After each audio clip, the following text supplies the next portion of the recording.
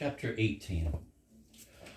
Not only in ear trumpet age and what Van called their dotage, but even more so in their adolescence, summer 1888, did they seek a scholarly excitement in establishing the past evolution, summer 1884, of their love, the initial stages of its revelations of freak discrepancies and gappy chronographies. She had kept only a few, mainly botanical and entomological, pages of her diary because on rereading it she had found its tone false and finical. She had destroyed his entirely because of its clumsy schoolboyish style combined with heedless and false cynicism. Thus they had to rely on oral tradition, on the mutual correction of common memories. And do you remember? As-tu pomnish? Et te souviens-tu? Invariably with that implied codetta of and, introducing the bead to be threaded in the torn necklace, became with them in their intense talks the standard device for beginning every other sentence. Calendar dates were debated, sequences sifted and shifted, sentimental notes compared, hesitations and resolutions passionately analyzed. If their recollections now and then did not tally, this was often owing to sexual differences rather than to individual temperament. Both were diverted by life's young fumblings, both saddened by the wisdom of time. Ardor tended to see those initial stages as an extremely gradual and diffuse growth. Possibly unnatural, probably unique, but wholly delightful in its smooth unfolding, which precluded any brutish impulses or shocks of shame.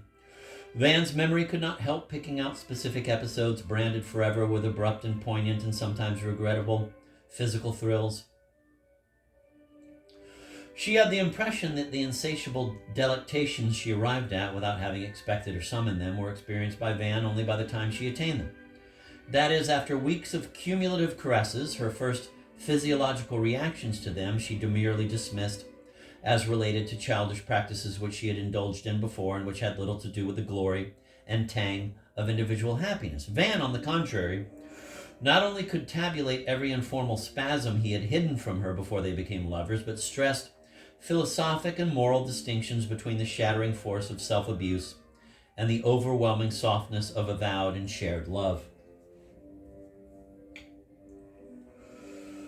When we remember our former selves, there is always that little figure with its long shadow stopping like an uncertain, belated visitor on a lighted threshold at the far end of an impeccably narrowing corridor.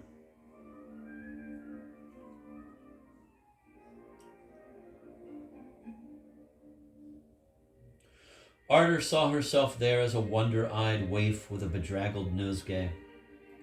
Van saw himself as a nasty young satyr with clumsy hooves and an ambiguous flue pipe. Quote, "But I was only 12, end of quote," Ardor would cry when some indelicate detail was brought up.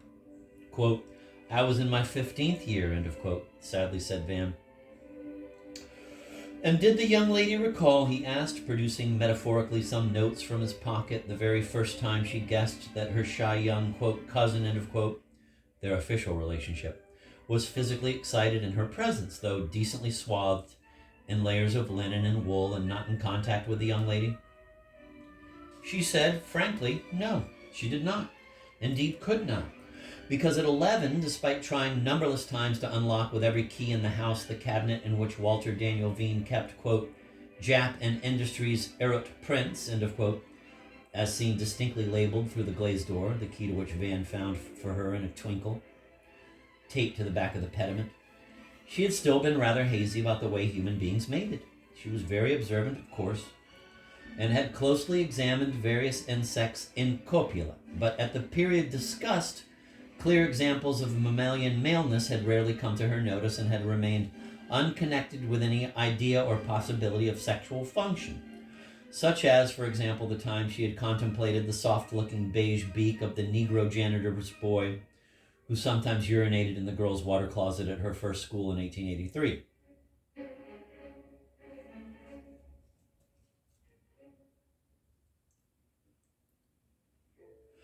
Two other phenomena that she had observed even earlier proved ridiculously misleading. She must have been about 9 when that elderly gentleman, an eminent painter whom she could not and would not name, came several times to dinner at Artis Hall. Her drawing teacher, Miss Wintergreen, respected him greatly, though actually her Nature's Morts were considered in 1888 and again 1958 incomparably superior to the works of the celebrated old rascal who drew his diminutive nudes invariably from behind, fig-picking, peach-buttocked nymphets, straining upward, or else rock-climbing Girl Scouts in bursting shorts. I know exactly, interrupted Van angrily, whom you mean, and would like to place on record that even if his delicious talent is in disfavor today, Paul J. Gigment had every right to paint schoolgirls and pool girls from any side he pleased. Proceed. Every time, said unruffled ardor, Pigment came, she cowered when hearing him trudge and snort and pant upstairs, ever nearer like the marmoreal guest, that immemorial ghost, seeking her, crying for her in a thin, querulous voice not in keeping with marble.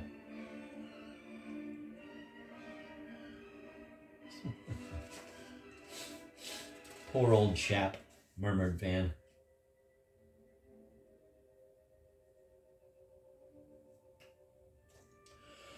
His method of contact, she said, puisque on aborde ce thème-là, and I'm certainly not making offensive comparisons, was to insist with maniacal force that he help her reach for something, anything. A little gift he had brought, bonbons, or simply some old toy that he'd picked up from the floor of the nursery and hung up high on the wall, or a pink candle burning blue that he commanded her to blow out on an arbre de Noël, and despite her gentle protests, he would raise the child by her elbows, taking his time, pushing, grunting, saying, "Ah, how heavy and pretty she was." This went on until the dinner gong boomed or nurse entered with a glass of fruit juice, and what a relief it was for everybody concerned when in the course of that fraudulent ascension, her poor little bottom made it at last to the crackling snow of his shirt front, and he dropped her and buttoned his dinner jacket. And she remembered. Stupidly exaggerated, commented Van. Also, I suppose, artificially recolored in the lamplight of later events as revealed still later. And she remembered blushing painfully when somebody said poor pig had a very sick mind and a hardening of the artery. That is how she heard it, or perhaps hardery. But she also knew even then that the artery could become awfully long, for she had seen Drongo, a black horse, looking, she must confess, most dejected and embarrassed by what was happening to it right in the middle of a rough field with all the daisies watching. She thought, Arch Ardor said, how truthfully was another question that a foal was dangling with one black rubber leg free out of Drongo's belly, because she did not understand that Drongo was not a mare at all and had not got a pouch as the kangaroo had. In an illustration she worshipped, but then her English nurse explained that Drongo was a very sick horse and everything fell into place. Fine, said Van. That's certainly fascinating. But I was thinking of the first time you might have suspected I was also a sick pig or horse.